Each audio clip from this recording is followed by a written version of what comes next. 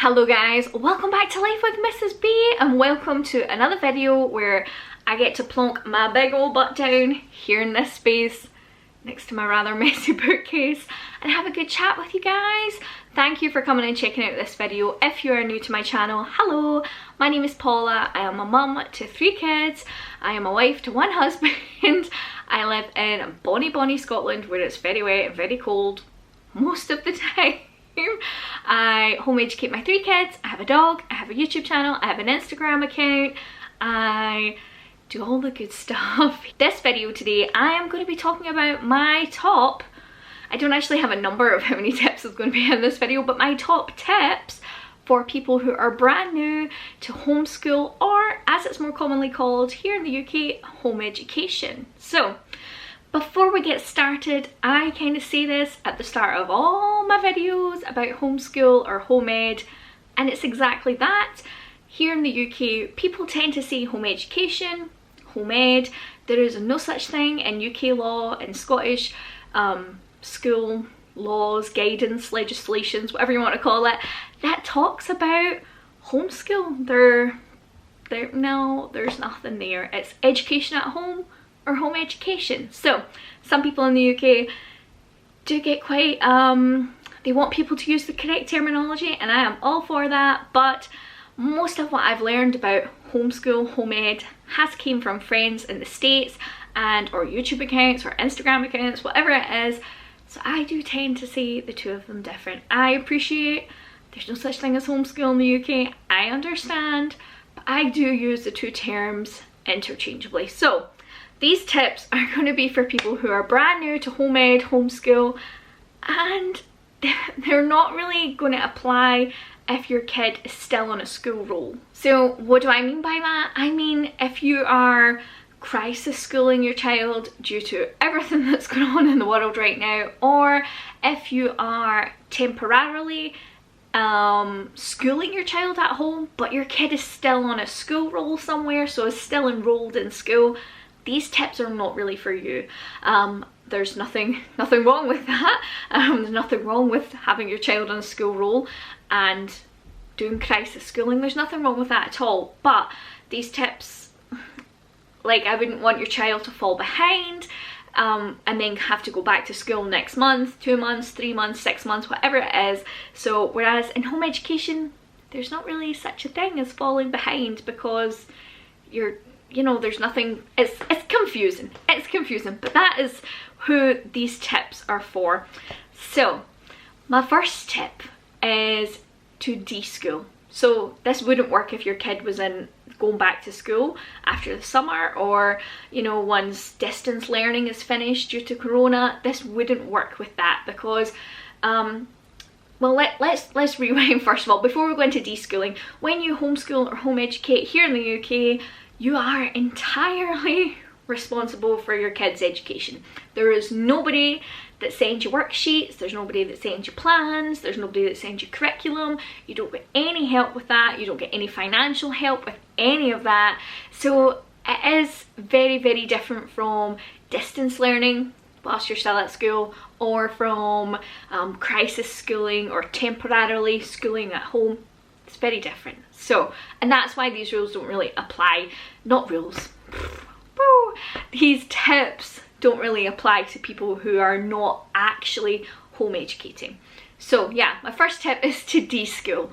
If you've not heard of the term de-school before, think of it a little bit like if you're stressed, you de-stress. You get rid of the stress, you change your outlook, you change the way you're feeling, you de-stress.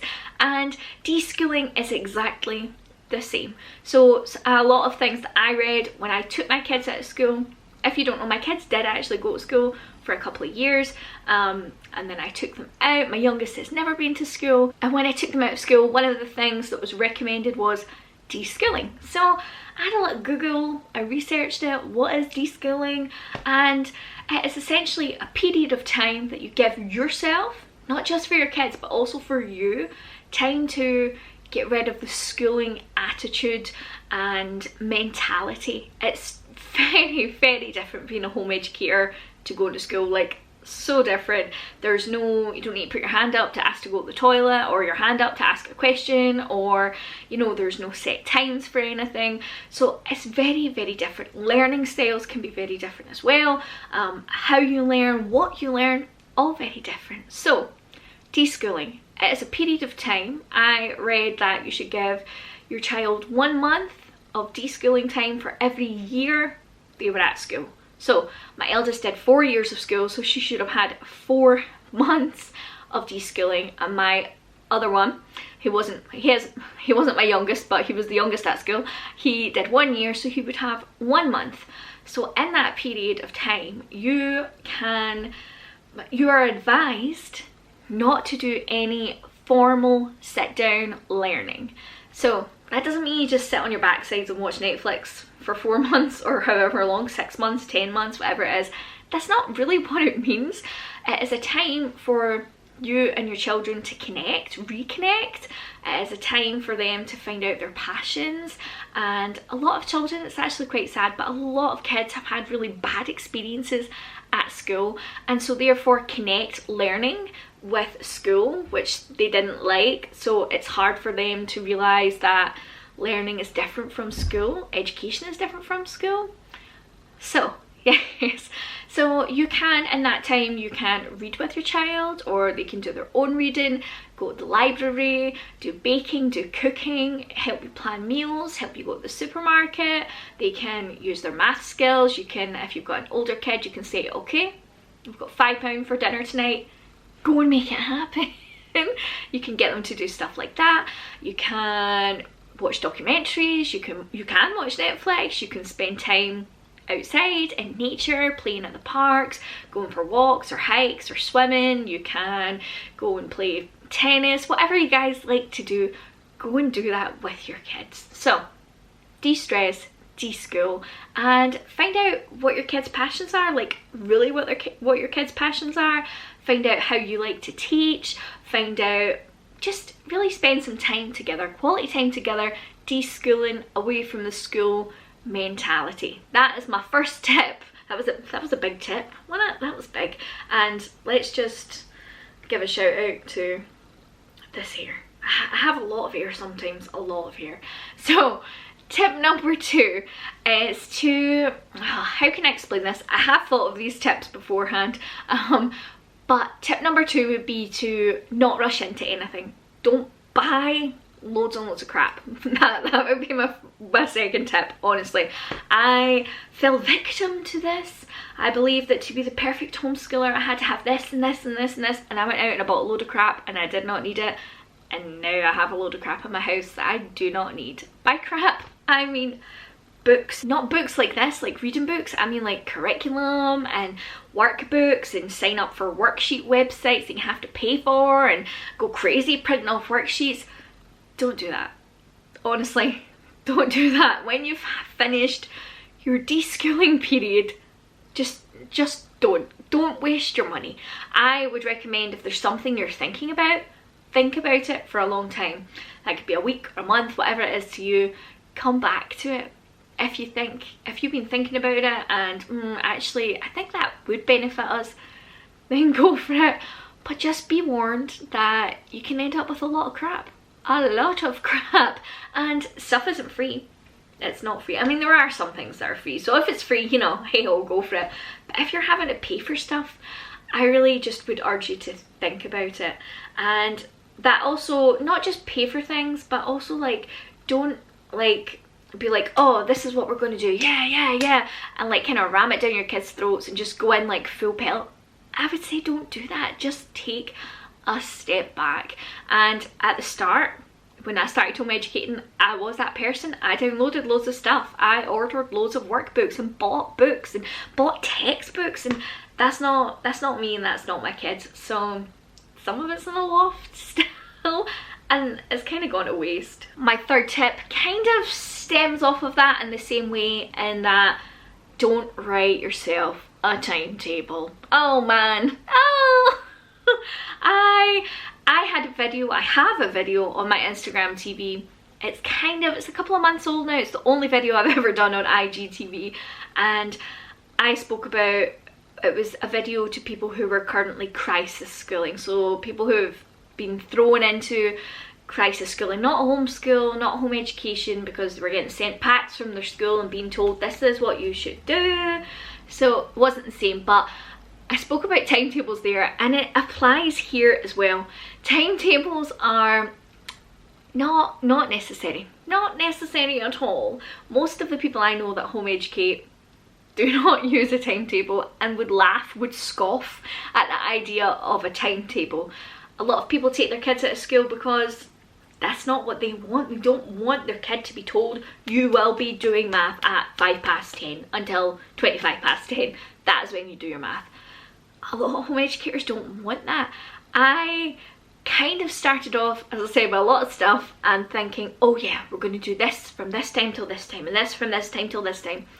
No, it really didn't work for us. I appreciate there are some people that timetables work for, and that is fantastic. You do you. But for me, not so much. Now, timetables and routines are two different ball games, two different things entirely. Just because we don't have a timetable does not mean we don't have routines, because we love routines. We love routines. I have one child. Well, I mean, I have 3 kids. One of my kids has special needs, and he thrives on routine. He loves knowing this is what we do and this is how it works. He enjoys that, but we don't work to a strict timetable. So I spoke in my last video about home ed, homeschool. What did I speak about in that video? Oh, it was a Q&A. It was a Q&A. And I explained how, for instance, when I sit down with Argyll to do language arts, which comprises of reading, writing, spelling, grammar, punctuation, art and geography. We use the good and the beautiful. That stuff is free. When we sit down to do that, Oban knows that, okay, my mum's doing this, and I do tell him, but he knows it's time for handwriting. So he will go and he will get his handwriting out and he will start doing his handwriting, which he can do independently. And then we switch over. And Argyll will do his handwriting. He's currently learning cursive, and I'll sit with Oban and do his language arts. Sky sorts herself out. She really doesn't need me for anything these days. Then we know after that's done, we'll do math, and then we know after that's done, we will do either science or history, and we alternate between them throughout the week. Now, my kids know that's how it goes. We don't have a timetable that says we must start at 9 o'clock. Oh no. We don't have a timetable that says we're going to do math from 10 till 10:30, because yeah, that one kid might be doing math, but then that other kid's doing handwriting, and then Sky's doing geography, and then so I would need 3 timetables, and I haven't got time for that. I do not have the time for that. And also, I'll sit down at the table with Argyll whilst Oban's doing his handwriting, and I will say to him, what would you like to do? Handwriting first, or do you want to do language arts, or do you want to do math? What would you like to do? And he picks. So if our timetable said language arts, handwriting, whatever Sky's doing, then it wouldn't work, because Argyll wouldn't be doing language arts. So yeah, timetables, no.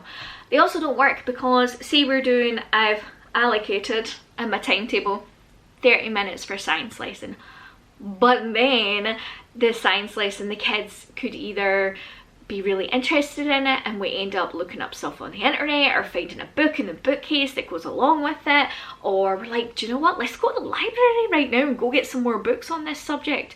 Not so much now because libraries are closed. Or we end up watching a documentary, or we end up watching live webcams of whatever it is we're doing in science.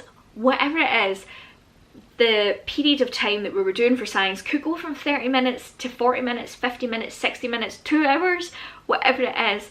And also sometimes, if the kids aren't listening or aren't up for it, I'll say, do you know what? Just go and play in the garden. Come back when you guys are hungry and we'll have a snack and you can listen to me teach. We do things like that as well. So the lesson might go from being 30 minutes to being 90 minutes because they played in the garden for 45 minutes. So, you know, like, all these things do make a difference in why I don't use a timetable. And as I said, most people I know that home ed don't use a timetable. And I also like the flexibility. Like, we know this is our routine. These are the things we do every day. Math, language arts, science or history. We know that. Handwriting. but we don't have a particular order. We can do them in the morning, we can do them in the night time, we can do them in the evening. Whenever we feel like it, we can do them in the house, we can do them at the park, whatever we want. So that is my next tip. And then my final tip is to not give two hoots what anybody else has got to say about your choice of education. You don't get people when you send your kid to school saying, oh, but how's your kid going to cope in a class of 33 children every day? How's your kid going to cope without you every day? Oh, how do you feel about not knowing what your kid is learning?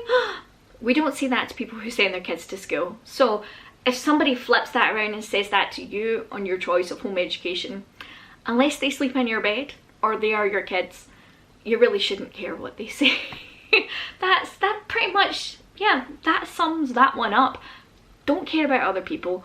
Concentrate on yourself. Your choice of education is between the person you share a bed with, your kids, and the big man upstairs. That's it. I don't care what Snotty Susie's got to say about me home educating my kids. And let me tell you, people think, it's a bit like when you're pregnant and people think that they have a right to say, oh wow, your bump is huge, or oh, wait till I tell you my horror story of my birth. And you're like, I really didn't want to know that. Keep your unsolicited advice to yourself. Thank you. It's a bit like that. People have told me, oh, how do you cope with this? How do you cope being around your kids all day? Whereas I don't say to that person, oh, you don't love your kids so you send them to school? That's not what I think. But I don't say that to them like, oh, you hand your kid to a stranger? Oh, I don't say that because that would be rude and not really true. So when people say things like that to me, I'm like, woo, thanks. You can do the head tilt and go, you're so funny. That's a good one. Or did you mean to be so rude? That's a good one. But honestly, I just really don't care. A lot of people ask me, oh, are you a teacher? And then I do that weird head tilt and funny laugh, and I say things like, oh no, I couldn't cope with being with the same 33 kids every day within the same 4 walls. I say things like that, which is maybe a bit weird, I don't know. But yeah, they are my tips, guys. I hope they have been helpful. If they have, give the video a thumbs up. Check out my other videos. I have got hundreds upon hundreds of videos on my YouTube channel. There's sure to be something there you'll like. But anyway, thank you for joining me, and I will see you on my next video. New videos every Monday, Wednesday and Friday. Bye guys!